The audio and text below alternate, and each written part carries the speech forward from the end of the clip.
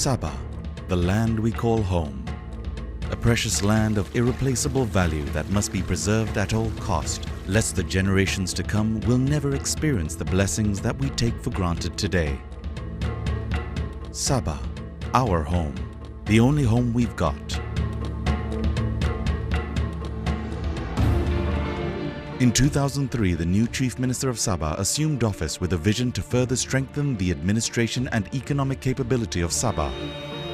The state government looked to Sabah herself and the natural splendor she already possessed and resolved to nurture instead of exploit what Sabah herself already did best. The new state government steered Sabah to a new direction, introducing the Hala 7 Pembangunan dan Kemajuan Negeri Sabah, or Hala 7 plan, formulated to set the framework for holistic development across the state. Through this undertaking, the state government had initiated a far-reaching restructure of Sabah's economy, the significances of which have only been realized in recent years. With a political will, the state government resolved to stop relying solely on timber for economic growth, opting instead for the sustainability of the green economy model.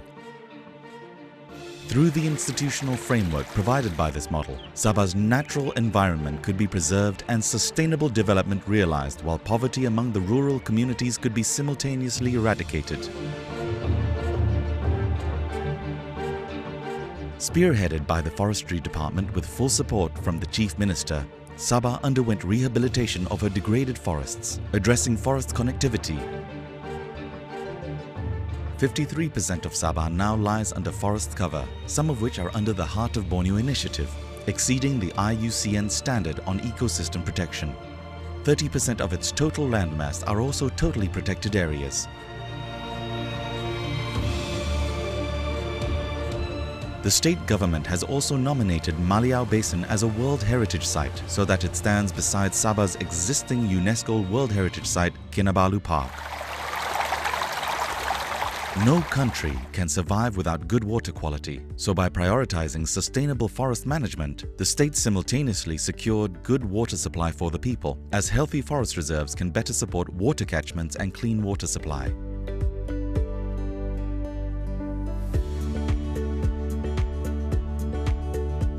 The state implemented the Tagal system for Sabah's rivers and wetland conservation sites, such as the Ramsar sites, all important to the water supply as well as the growth of fish and shellfish that the local economy and communities depend on as catch. The coastlines of Sabah were not exempt from this protection. Tun Mustafa Marine Park, Tun Sakaran Marine Park, Sipadan Island and other resort islands were secured under the state government against population growth and human activities.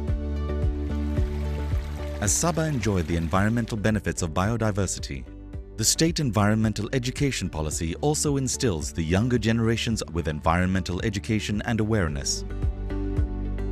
Poverty is also further eradicated in the rural communities via the state government's distribution of communal titles and native rights. Sabah's natives have clearly defined and legally binding native titles maintained under native customary rights. Though Sabah has been issuing native titles since the formation of the Malaysian Federation, the Chief Minister of Sabah has commenced the issuance of communal native titles to prevent indiscriminate sales of native lands to further protect native land ownership.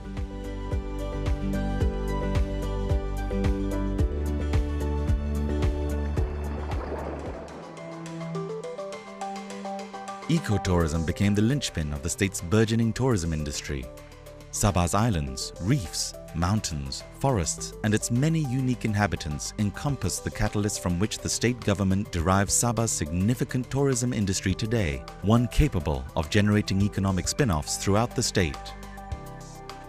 Sabah has since experienced an increase in international tourist arrivals in recent years. The state government likewise bolstered Sabah's accommodation capacity, upgrading or establishing new inns, hotels, and integrated beach resorts and marinas. Today, Sabah boasts one of the largest numbers of five-star hotels in Malaysia, and hotels in Kota Kinabalu register the highest average occupancy nationwide throughout the year. Homestays across the state, meanwhile, economically benefit the local communities. Sabah's position as one of Malaysia's most important tourism assets would not have been realized without the state government's implementation of extensive flight connectivity to regional and international destinations, facilitated by the state-of-the-art Kota Kinabalu International Airport, KKIA. KKIA is now the busiest airport after Kuala Lumpur's International Airport. Other airports have been built and upgraded in districts in other parts of the state, including Sandakan Airport on the east coast. The state's attention towards improving connectivity has also benefited local Sabahans, who have since received overland road system upgrades, including the Pan-Borneo Highway that links Sabah to Sarawak.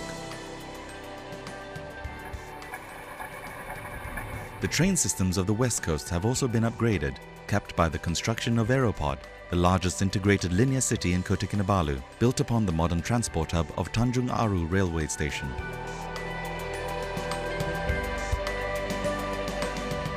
Overland connectivity also benefits the logistics of import and export products. Sabah is situated in the strategic BIMP-EAGA region, with access to shipping lanes heading towards East Asia. The state has thus constructed a myriad of harbours and docks around Sabah's coastline, ports that have since benefited from the state government's success in lifting the cabotage policy. Such infrastructure also assists in the transportation of produce and livestock. Throughout the valleys and hills and fields of Sabah, the state government has commissioned a number of agricultural enterprises for domestic and commercial consumption. The state has learned to maximize productivity in fisheries through organizations such as the acclaimed UMS Borneo Marine Research Institute.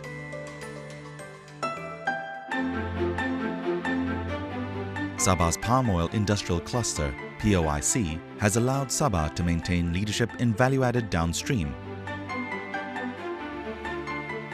To facilitate downstream processing of oil palm, the state government has also developed the palm oil industrial clusters in Lahad Datu and Sandakan. Sabah's commitment to the green economy also manifests in the conversion of palm oil into biomass.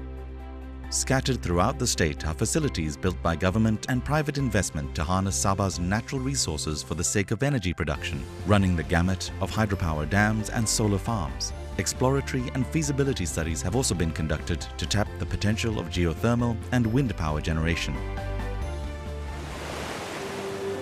The state government, through Sabah Energy Corporation, SEC, has embarked on renewable energy projects such as Upper Padas and LSS to reduce dependence on imported dirty fuels and preserve Sabah's pristine ecosystem. Solar feed-in tariff FIT systems supplemented by large-scale solar LSS projects were installed throughout the state with government support, which helped to strengthen power stability and generate extra income for households in rural communities, as well as villages and businesses operating on Sabah's many islands that support the local tourism industry. The Hala Tuju plan has also done much for the state's manufacturing capabilities. The state government oversees the Kota Kinabalu Industrial Park, KKIP, a major industrial real estate set aside for industrial, commercial, residential and tourism development.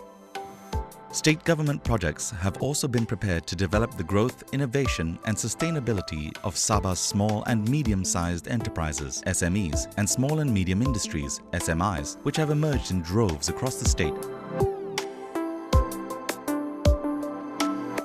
To serve the energy needs of Sabah's SMEs and SMIs, SEC as a government agency introduced the first compressed natural gas CNG virtual pipeline project and first micro-LNG liquefaction plant in Malaysia to further widen the coverage of cleaner and cheaper commercial fuel to Sabahans. SEC also owns Asian Supply Base, which provides equipment, materials and onshore facilities for oil and gas companies. Oil and gas remain vital to the state of Sabah, not only for its role in sustaining the state's energy consumption, but because it is also the largest contributor to the state revenue. Sabah is the first state in the whole of Malaysia to form a state oil company, Sabah International Petroleum Sendirian Berhad, SIP, in 2014. As a result of this, and through the visionary and dynamic leadership and initiative of the Chief Minister, Sabah was able to secure a 25% equity participation in production sharing contracts for onshore explorations and 10% equity in LNG-9 in Bintulu, Sarawak. State-owned Sabah Petroleum Berhad also operates a floating production, storage and offloading FPSO vessel, Ratu Nusantara. The state government also supports several downstream projects, including the Sabah Oil and Gas Terminal, SOGT, and Sabah Ammonia and Urea Samur in Sipitang, and operates the Sabah Oil and Gas Industrial Park, Sogip. The state government foresees these projects will pave the way for greater results as Sabah moves forward. To properly staff the manufacturing and oil and gas industries, the state required trained human capital, and thus higher learning institutions were set up to fill the demand. Sabah hosts a myriad of colleges and polytechnic schools to nurture industry-driven human capital and generate higher value economic activities.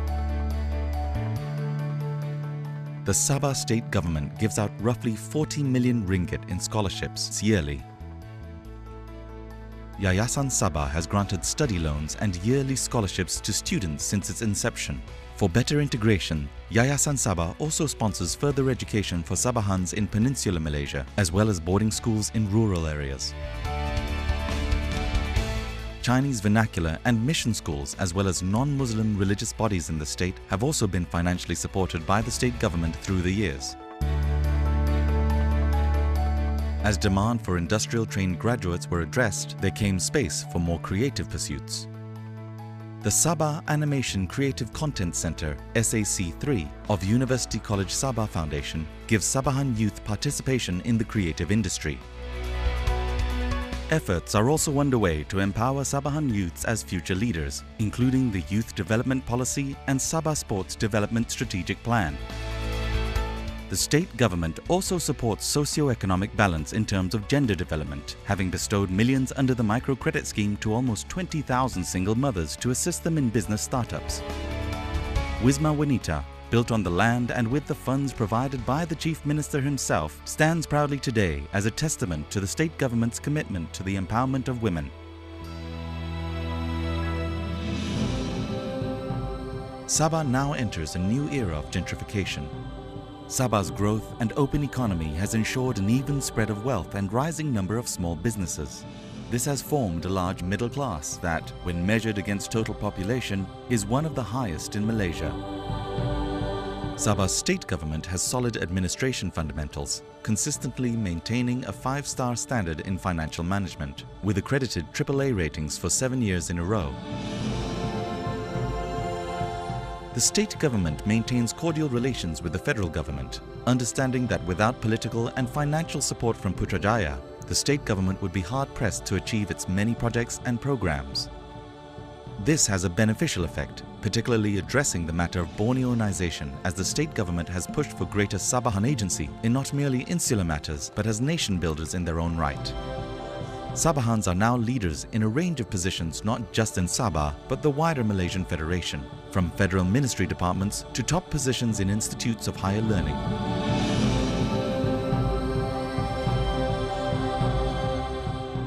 Of all Malaysian states, it is Sabah that embodies the spirit of harmonious multiculturalism. The state's many institutions of faith, festivals, and warm familiarity between her diverse peoples exemplifies Sabah as truly Malaysia. To guard against encroachment, the state government has established a formidable security framework throughout the state of Sabah, bolstered by the Eastern Sabah Security Command, ESCOM, on the East Coast. All these factors have boosted the confidence of local, regional, and international investors, as well as Sabah's many smallholders in developing the state, spurring growth in property development and private businesses. But nowhere else are the results more evident than in the rapidly growing skyline of Kota Kinabalu, the capital city of Sabah. Kota Kinabalu has become one of the premier spots in the region to conduct business, particularly meetings, incentives, conventions and exhibition (MICE) events. To facilitate this, the state government has constructed the Sabah International Convention Centre, SICC, cementing Sabah's place as the leading international MICE centre in the region. Another grand structural achievement of the state government is the new State Administration Building, the culmination of the state government's efforts in expanding the role and functions of the state's administration to support the Hala Tuju plan.